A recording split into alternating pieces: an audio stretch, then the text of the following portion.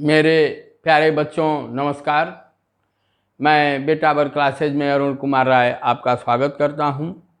आज हम लोगों को आपकी पाठ्य पुस्तिका का चैप्टर 13.3 पढ़ना है। इसमें क्या कह रहे हैं इसको हम लोग देखें। यह कह रहे हैं एक पतंग। सम्मित का यह हम लोगों का चैप्टर है।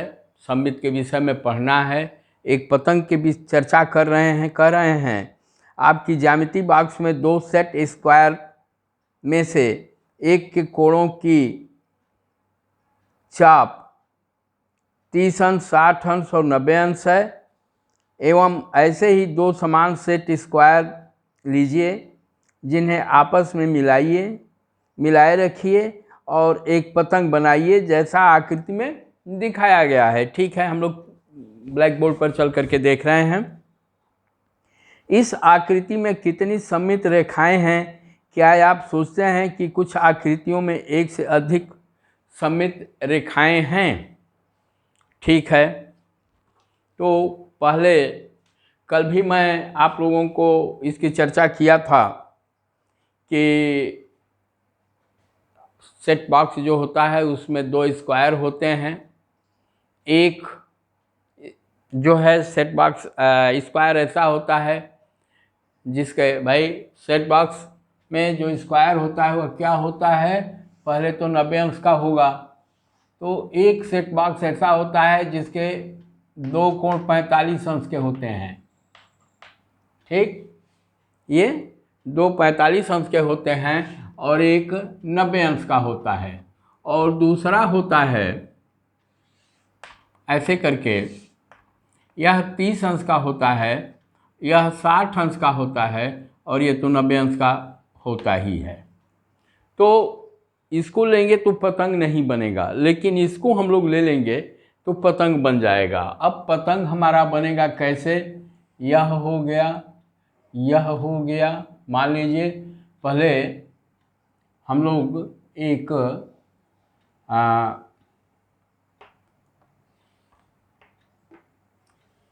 ये हुआ, यह क्या कहते हैं, हमारा सेट बॉक्स यह है।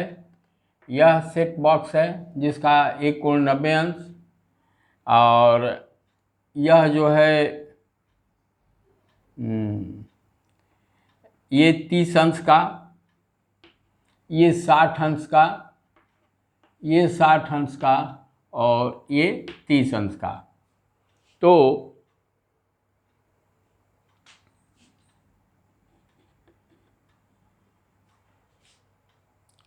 ये हम लोगों का पतंग बन गया। अब भाई एक सेट बॉक्स जिसका एक कोण 30 अंश, एक 60 अंश का है, इसको हम लोग सटा करके बनाए हैं, ये हम लोगों का बन गया। तो इसका जो है सममित रेखा हमारी क्या होगी? यह होगी। एक मान लीजिए ऐसे भी हम लोग लाइन खींच दें, आपकी किताब में भी दिया है। यदि यह L1 है तो इसको हम लोग L2 मान लें। लेकिन इन स्क्वायर्स को सटाने के बाद जो भी पतंग बन रही है उसमें सममित रेखा क्या है? उन दोनों का जहाँ जुड़ाव बिंदु है, जहाँ ये दोनों सेट स्क्वायर्स जुड़ते हैं, वही है। क्यों? इसको यदि बनाते हैं तो हमारा पतंग पूरा नहीं होगा।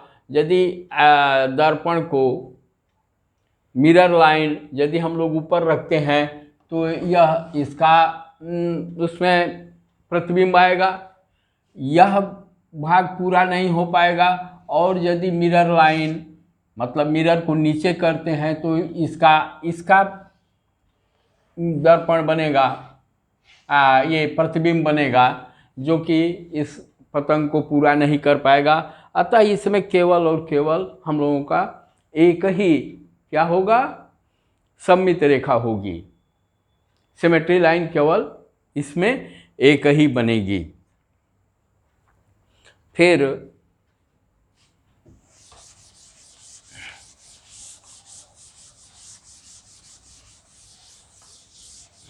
ये कह रहे हैं, अब क्या है, एक आयत में जैसे हम लोग आयत ले लें, आयत के विषय में कई बार मैं चर्चा कर चुका हूँ सिमेट्री में ही, कि यह एक ऐसा फिगर है जिसमें दो सममित रेखाएं होती हैं। कैसे? जैसे मान लीजिए यह हमारा आयत का पन्ना है, यह आयत है, आयताकार है यह। अब इसको हम लोग ऐसे मोड़ सकते हैं।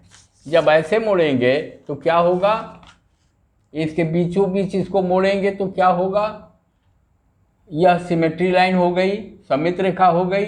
यदि यहाँ हम लोग दर्पण रखते हैं, यदि यहाँ हम लोग दर्पण रखते हैं तो उसका फिगर क्या होगा, इधर आएगा, मतलब इसको पूरा कर देगा। यदि इस साइड में रखते हैं, मतलब इसका प्रतिबिंब लेते हैं, तो इसका प्रतिबिंब भी ऐसे आ जाएगा, मतलब ये दोनों मिल करके प्रतिबिंब और आधा भाग पूरे को एक प्रकार से काल्पनिक रूप से क्या करेंगे, चित्र को पूरा कर देंगे। यह जैसे ये क्या है, हम लोगों का आयत है, आयत का ठीक बीचों बीच सममित रेखा खींची जा सकती है। यह जो है ऊर्ध्वाधर है, यह क्या है, ऊर्ध्वाधर है, खड़ी है। क्षैतिज रेखा भी खींची जा सकती है। कैसे? ऐसे, ठीक आयत के बीचों बीच। मतलब यदि यह हम लोगों का क्या कहते हैं आयत है, तो हम लोग पहले इसको ऐसे मोड़े थे, अब हम लोग इसको ऐसे मोड़ देंगे।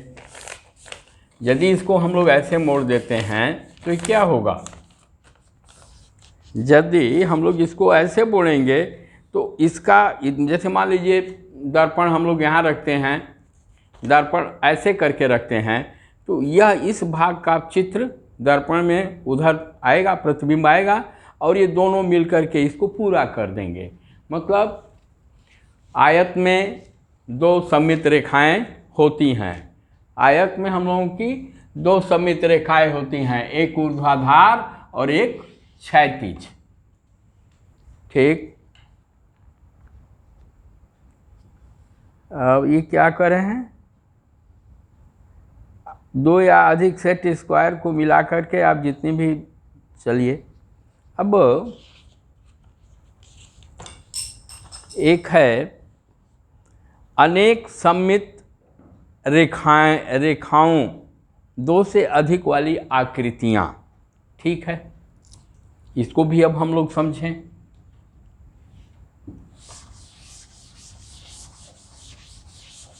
दो से अधिक सममित रेखाओं वाली आकृतियाँ। अब देखिए, यह तो हम लोग आयत क्या है, आयत में दो सममित रेखाएं होती हैं। वर्ग जिस चतुर्भुज की चारों भुजाएं आपस में बराबर हों और प्रत्येक कोण 90 अंश का हो, तो यह जैसे वर्ग है।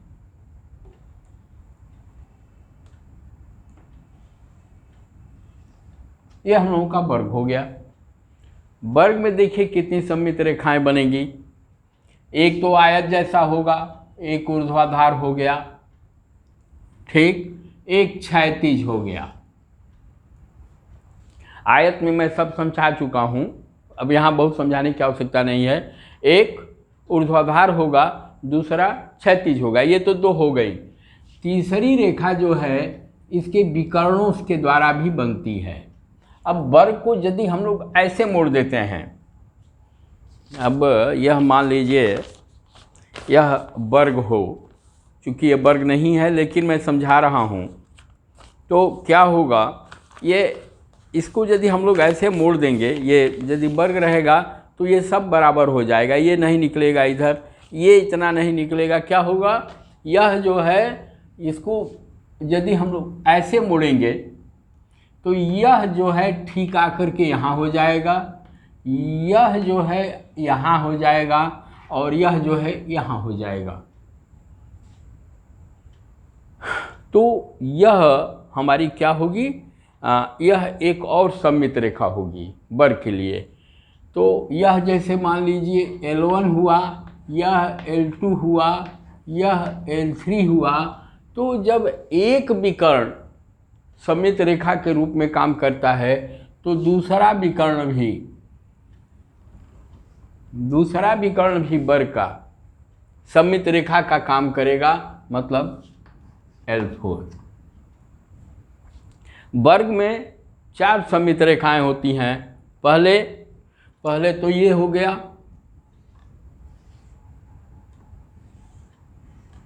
पहले हमारा क्या हो गया, ऊर्ध्वाधर हो गया, जस्ट लाइक आयत में 2 सममित रेखाएं होती हैं और एक ये हो गया। इसको तो हम लोग आयत में समझ लिए हैं। अब 2 और सममित रेखाएं इसमें बढ़ रही हैं। क्या है भाई, तो उसके विकर्ण हैं। क्या हैं, तो उसके विकर्ण हैं, मतलब एक यह बढ़ गया। जब इसको मोड़ेंगे तो एकदम ये हो जाएगा। यहाँ दर्पण रखेंगे तो इसको वर्ग को वह कंप्लीट कर देगा। और दूसरा क्या होगा, यह होगा। दोनों विकर्ण और ऐसे ऊर्ध्वाधर और क्षैतिज, मतलब वर्ग में 4 सममित रेखाएं होती हैं। वर्ग में 4 सममित रेखाएं होती हैं। अब इसके अतिरिक्त अब आ जाइए,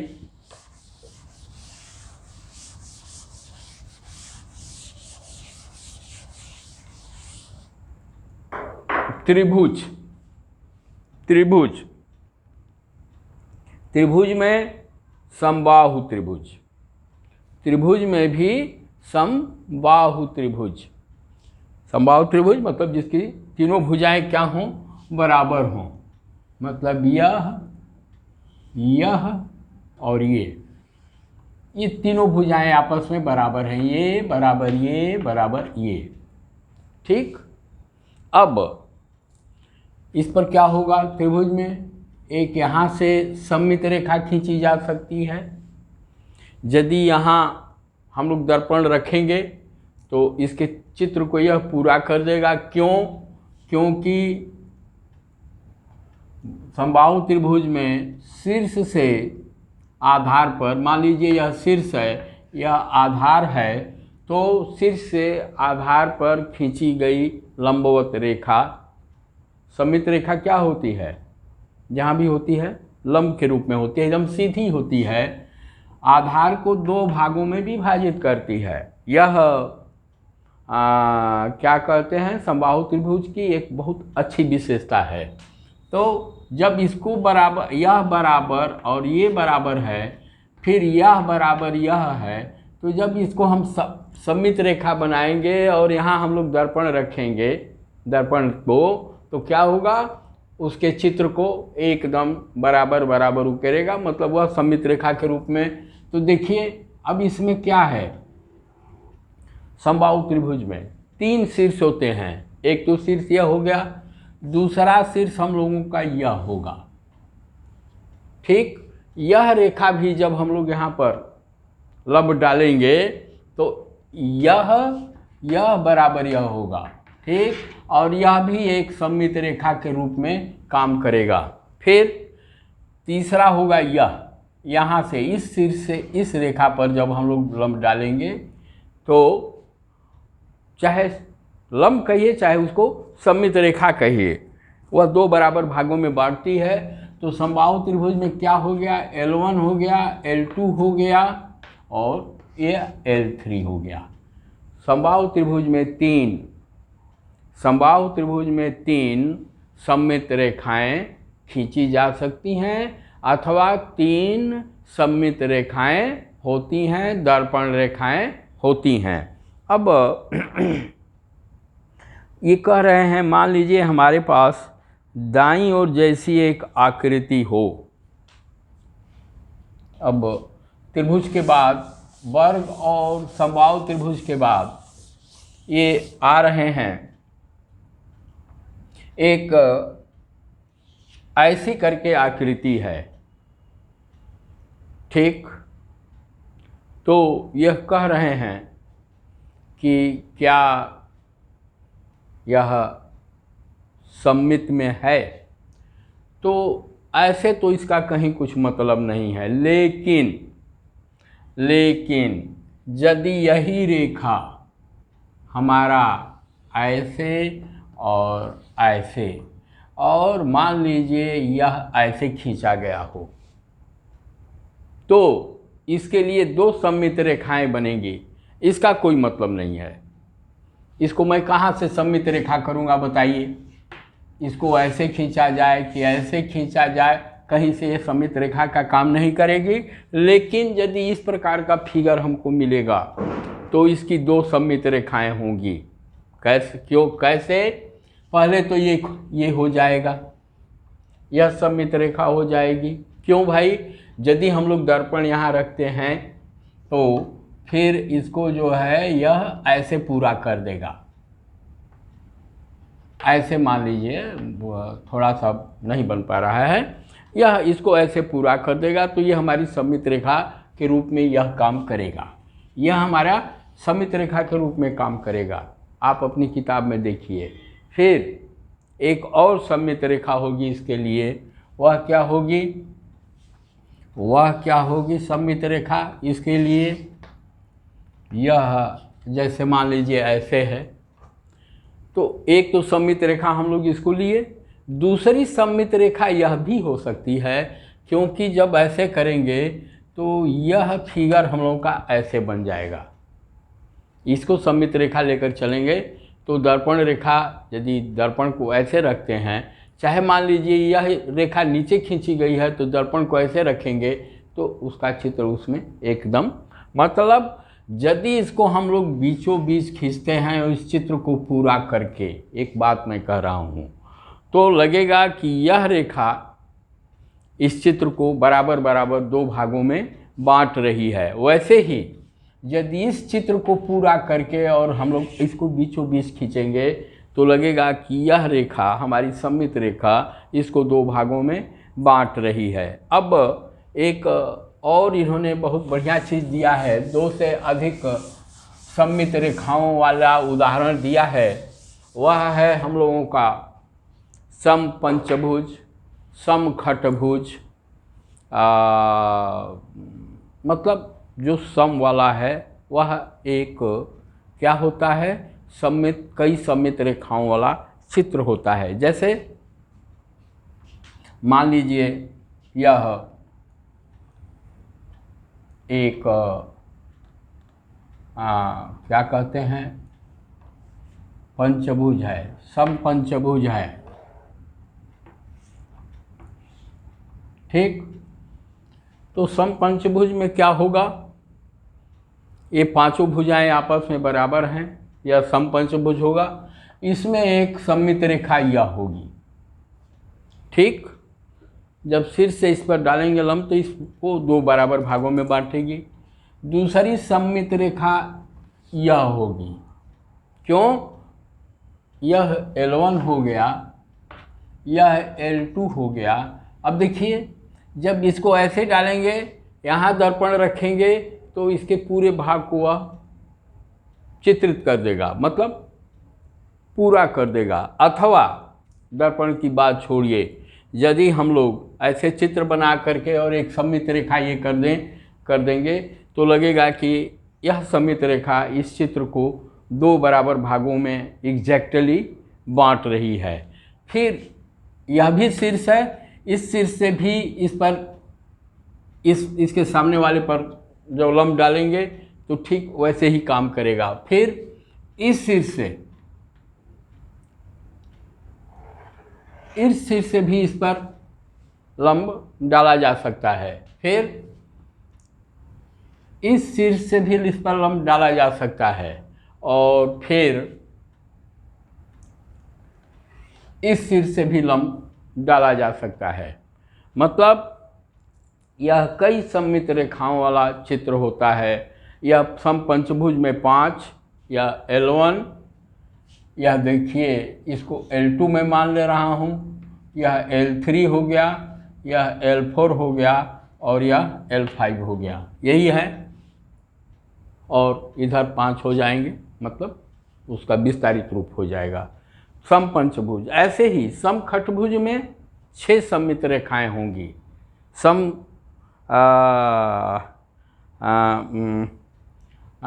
समखटभुज में कितनी हो जाएंगी? 6 सममित रेखाएं हो जाएंगी। फिर ये कह रहे हैं सममित प्रत्येक स्थान पर, अब यह कह रहे हैं जैसे कहाँ कहाँ इसका उपयोग होता है। सड़क जहाँ मूर्ति है, सड़क बन रही है, सड़क के किनारे कुछ चित्र बने होते हैं। जैसे स्टॉप के लिए क्या होता है,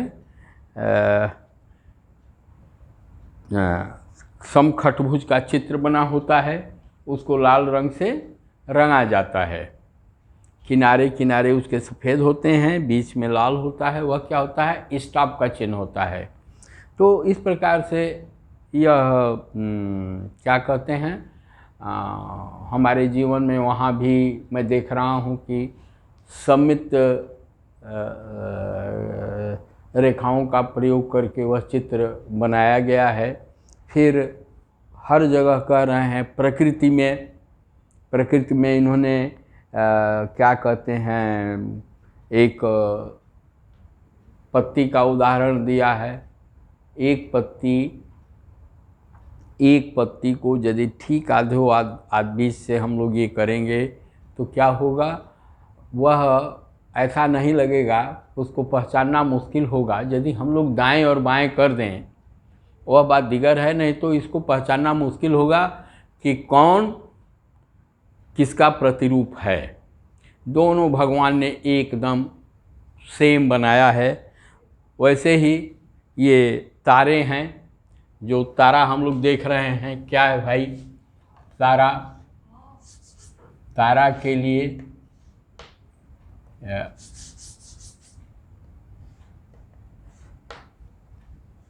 फिर ऐसे आ जाइए, ऐसे आ जाइए, ऐसे आ जाइए और ऐसे आ जाइए, ये तारा हुआ।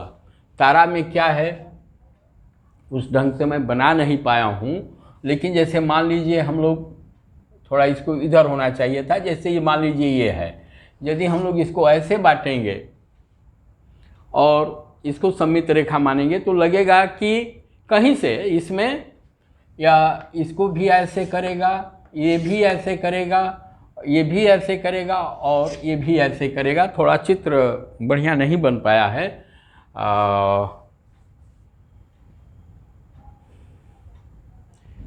तो एक तारा भी जो है क्या है, वह भी कहीं से भी उसको काटिए, सममित रेखा उसमें 5 होती हैं, 6 होती हैं, जैसे जितना उसमें हम लोग हैंड्स बनाएंगे वह बीच से उसको भाग देंगे तो वह भी एक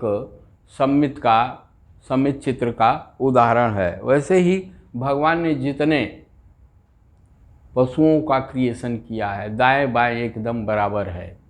जैसे क्या कहते हैं, सामान्य बात मैं बता दूं, जैसे इसमें सममित में कछुए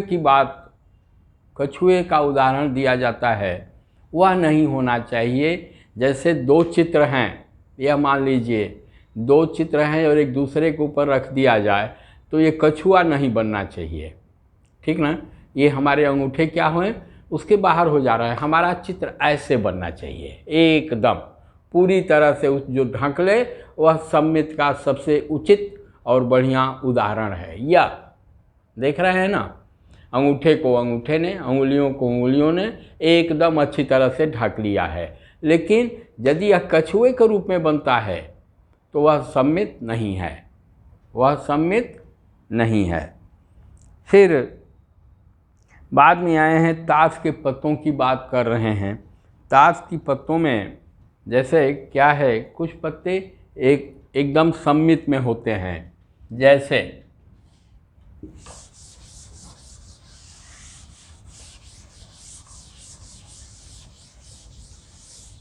जैसे क्या है, पान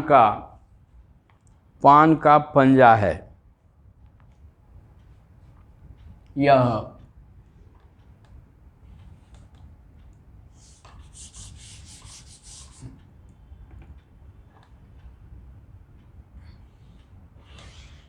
मान लीजिए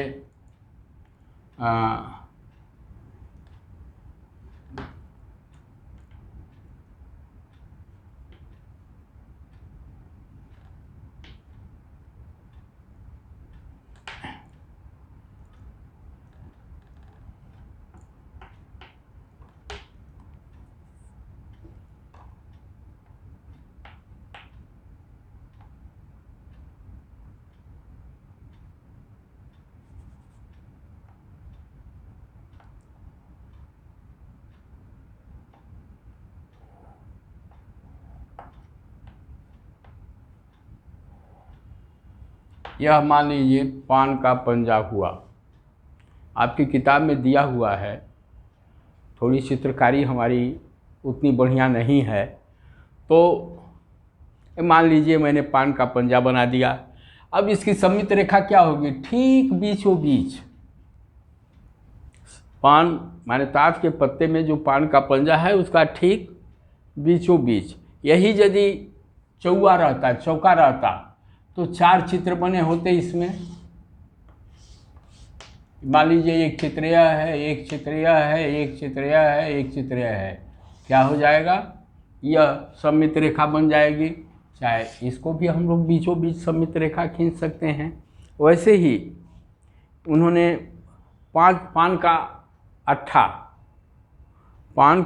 अट्ठा भी क्या है? वह भी एक सममित रेखा में है। अब मैं चित्र ऐसे न बना करके मैं ऐसे बना दे रहा हूँ। यह 2 हो गया, 2 ये हो गया, 2 ये हो गया, 2 ये हो गया, 2 ये, 2 ये और 2 ये और 2 ये क्या हुआ? इसको बीचों बीच सममित रेखा हम लोग खींच सकते हैं, क्योंकि ये एक दूसरे को क्या करेंगे? ढक लेंगे।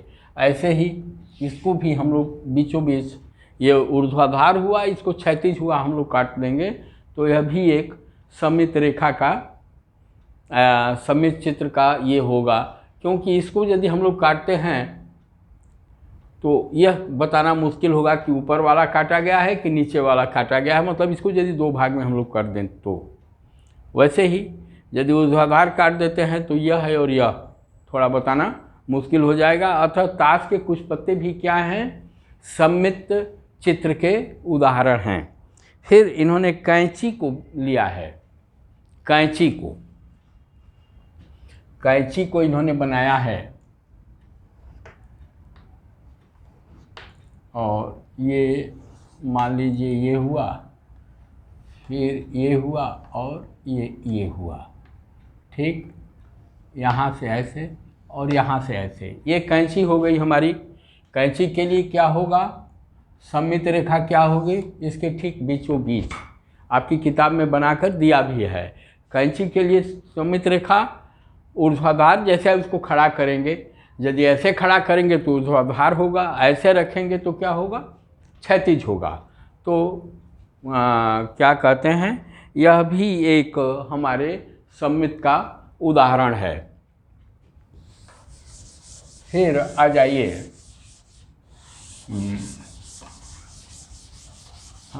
क्या कहते हैं, इन्होंने एक आपकी किताब में भी दिया हुआ है, बगल में दाहिने तरफ जो है चित्र दिए हुए हैं, स्नोफ्लेक के नाम से जाना जाता है। यह एक सममित पैटर्न है जो कि कोच स्नोफ्लेक के नाम से जाना जाता है। उस चित्र को इन्होंने किया है। उसको जैसे भी 2 भाग में बांटेंगे, जिस प्रकार से चाहे जिधर से भी बांटे, वह उसके चित्र को एकदम पूरा कर देगा। मतलब यह बताना मुश्किल होगा कि कौन दाहिना है कौन बायां है।